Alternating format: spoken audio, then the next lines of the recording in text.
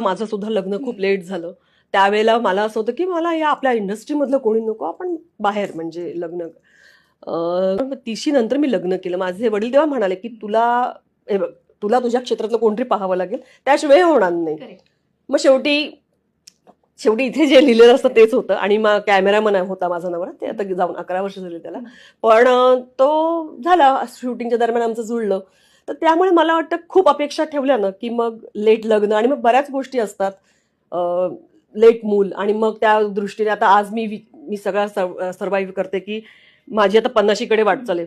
अजून 2 वर्षात मी 50कडे जाणार, आणि माझी मुलगी आता 10वी आहे. तर हे कॅल्क्युलेशन हे चुकतं असं मला प्रामाणिकपणे, मी माझ्या मुलीलाही म्हटलंय, वेळेतच लग्न होणं गरजेचं आहे. मी माझ्या अनुभवावरनं सांगते.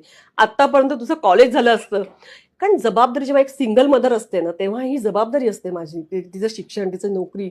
तर त्यामुळे ना फार अपेक्षा पण ठेवू नये. असाव्या काही चांगल्या, म्हणजे अपेक्षा असल्याच पाहिजेत, पण जास्त ठेवल्या आणि मग लग्नच नाही झालं, किंवा लग्न झालं पण मग मुलंच नाही झालं, तर मग त्या लग्नाला काही अर्थ आहे?